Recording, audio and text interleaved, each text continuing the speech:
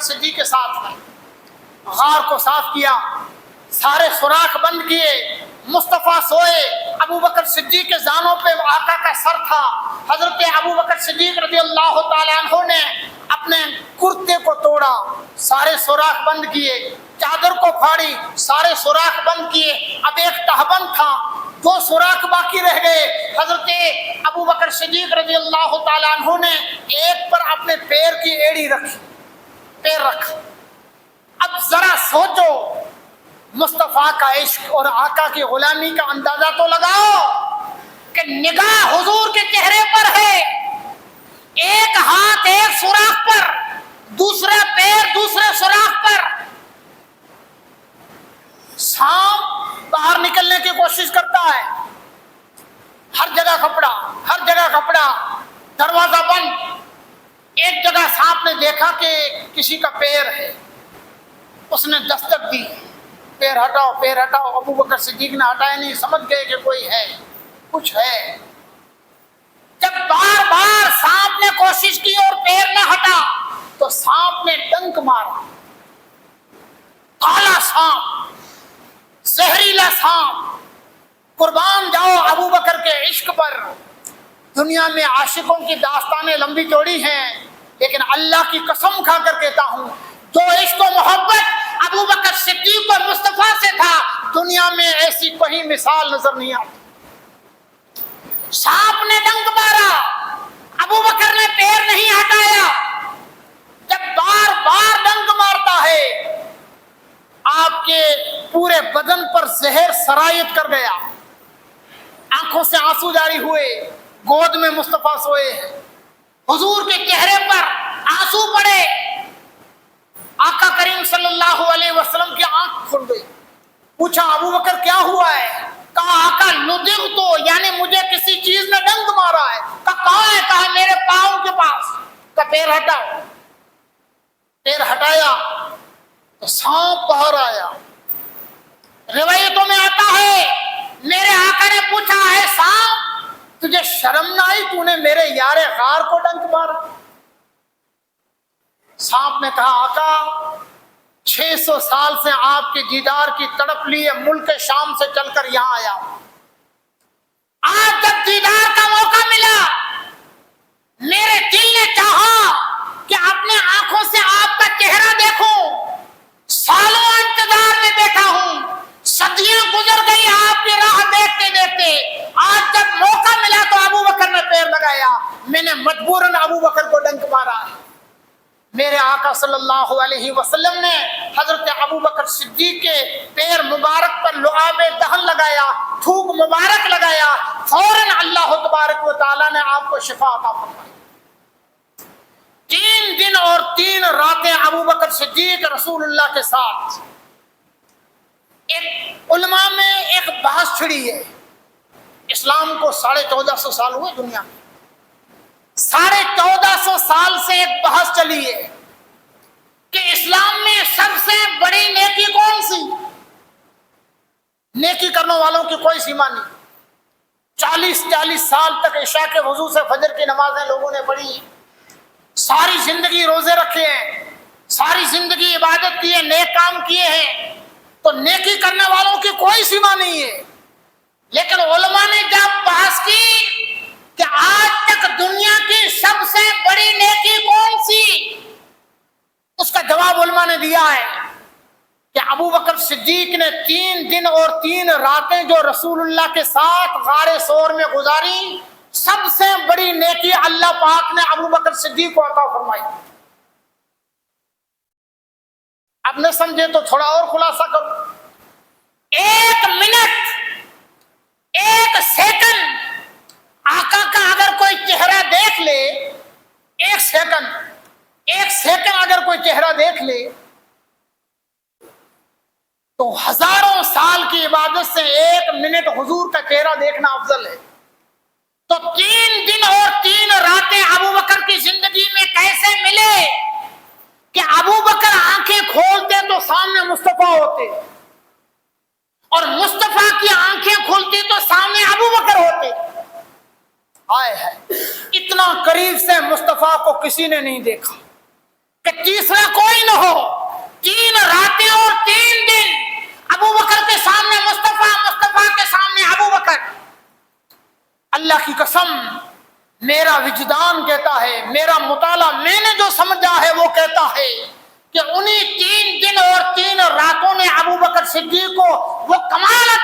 دیا کہ قیامت تک ابو بکر صدیق کے مقام و مرتبہ کے گرد کو بھی کوئی صحابی نہیں پہنچ سکتا ہے۔ 3 دن اور 3 رات ایسی نیکی اللہ تبارک و تعالیٰ نے حضرت ابو بکر صدیق کو عطا فرمائی، اور 3 دن اور 3 رات کی جو صحبت ملی نے، عارف رومی کہتے ہیں یک زمانہ صحبت او با اولیاء بہتر از 100 سالہ طاعت بیریا، ایک لمحہ اللہ والوں کی صحبت اولیاء اللہ کے پاس 1 منٹ 100 سال کی عبادت سے اچھا ہے۔ اولیاء ہونا چاہیے، گنجیری پنگیری نہیں، بے نمازی نہیں، چلم پینے والا نہیں، 10 انگوٹھی پہننے والا نہیں، نماز چھوڑنے والا نہیں، روزہ میں رکھنے والا نہیں، شریعت کا پابند، اللہ کا ولی۔ 1 منٹ اس کی صحبت 100 سال کی عبادت سے افضل ہے۔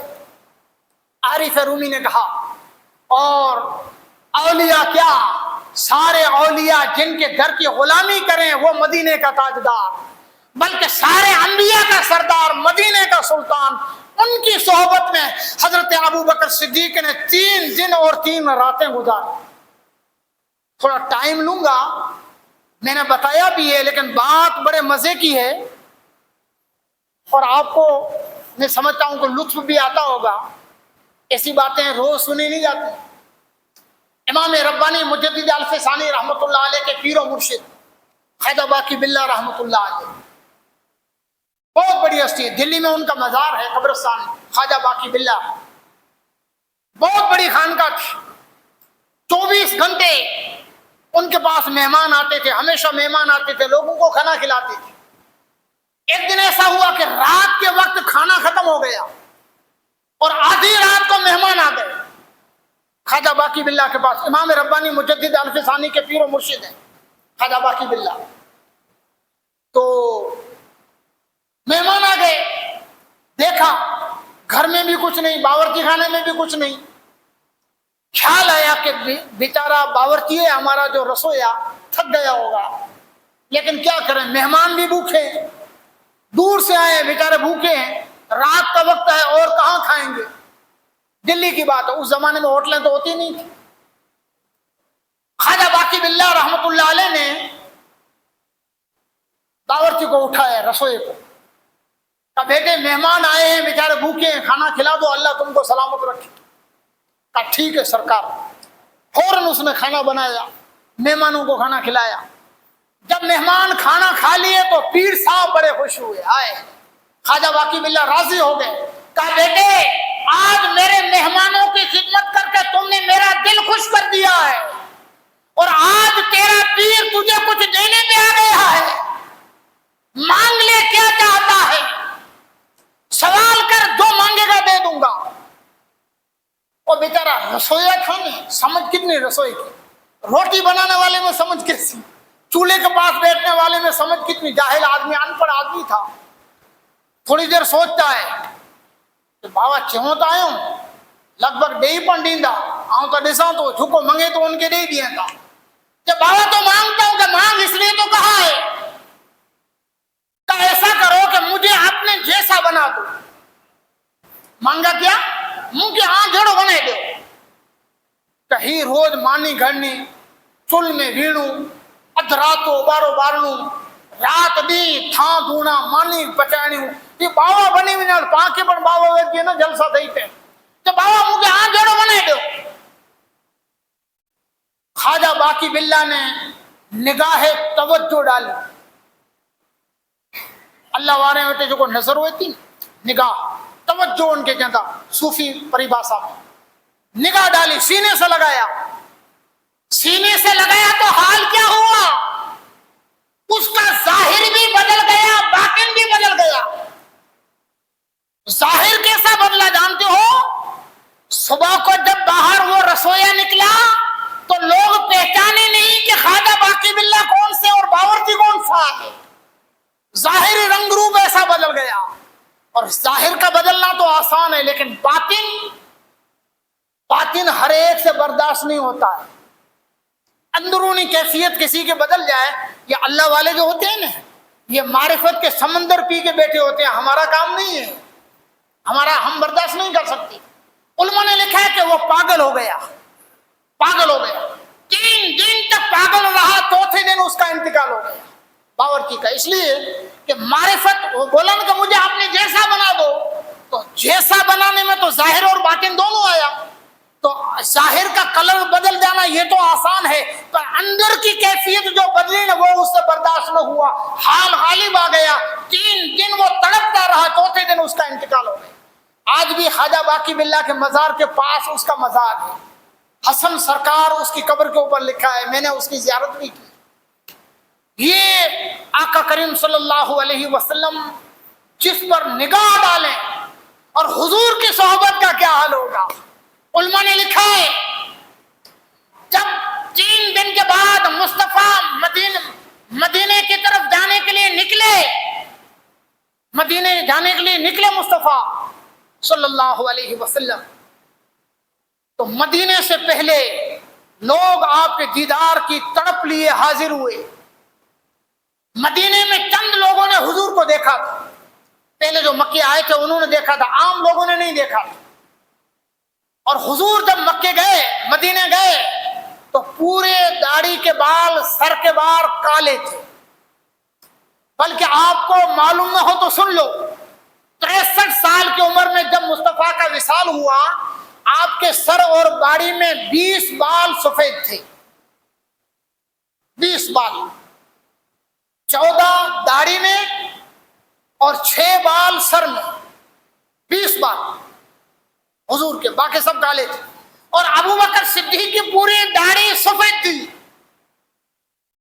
لیکن لوگ سمجھے کہ شاید مصطفیٰ یہ ہے۔ اہل تصوف اور عاشق کہتے ہیں کہ حضور کی صحبت سے ابو بکر کا کلر بدل گیا، لوگ پہچانے نہیں مصطفیٰ کون ہے اور ابو بکر کون ہے۔ ابو بکر کے عشق کا اللہ کی قسم کوئی جواب نہیں۔ کیا کیا جانتے ہو؟ لوگ آئے، مصطفیٰ بیٹھے ہیں، ابو بکر بیٹھے ہیں، لوگ کوئی ابو بکر کا ہاتھ چومتا ہے، کوئی نبی کا ہاتھ چومتا ہے، ابو بکر کھڑے ہو گئے، چادر تان کر کھڑے ہو گئے، مصطفیٰ پر سایہ کرنے لگے۔ اے لوگوں، اے دیکھنے والوں، دھوکہ نہ کھانا، بیٹا ہے یہ آقا اور میں تو ان کا غلام ہوں، بیٹا ہے یہ آقا ہے، میں ان کا غلام ہوں۔ یہ ابو بکر صدیق رضی اللہ تعالیٰ عنہ آپ آقا کریم صلی اللہ علیہ وسلم کی صحبت سے ایسے مالا مال ہو گئے۔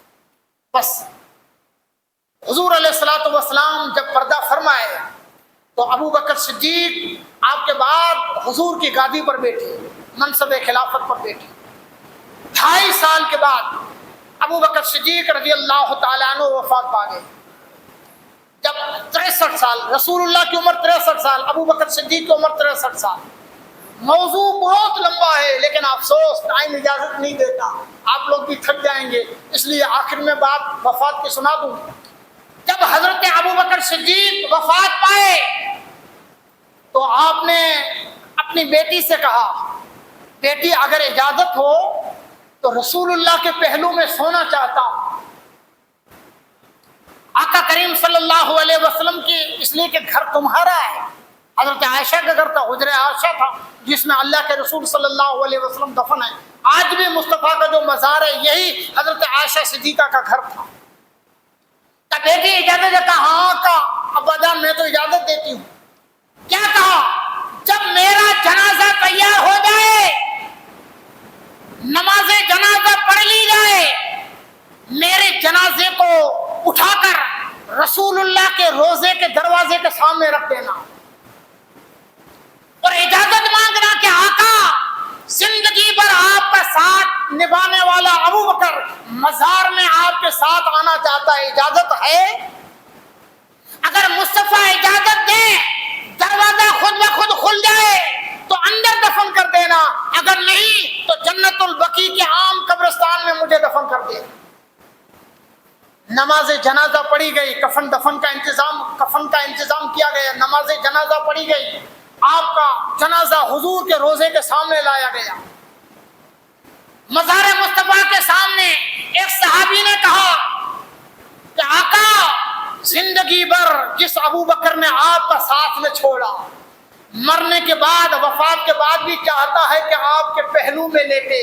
آقا اجازت ہے؟ احادیث میں آتا ہے کہ دروازہ خود بخود کھل گیا اور روضہ رسول سے آواز آئی، ادخلوا الحبیب الی الحبیب فإن الحبیب للحبیب مشتاق۔ دوست کو اپنے دوست کے پاس لے آؤ، اس لیے کہ دوست کئی سالوں سے اپنے دوست کا انتظار کر رہا۔ حضرت ابو بکر صدیق رضی اللہ تعالیٰ عنہ کو آقا کریم صلی اللہ علیہ وسلم کے پہلو میں دفن کیا گیا۔ اور ادب کا مقام تو دیکھو، وصیت کی کہ میری قبر رسول اللہ کے برابر نہیں، جہاں حضور کا کندھا ہے وہاں میرا سر ہو، یہ مقام ادب ہے۔ مصطفیٰ کریم صلی اللہ علیہ وسلم کے غلاموں کا یہ مقام ادب ہے۔ اس طرح سے آج جو گنبد خضرا ہے اسی میں اللہ کے رسول صلی اللہ علیہ وسلم کے پہلو میں حضرت ابو بکر صدیق رضی اللہ تعالیٰ عنہ کو دفن کیا گیا۔ وآخر دعوانا ان الحمد للہ رب العالمین۔ صلاۃ و سلام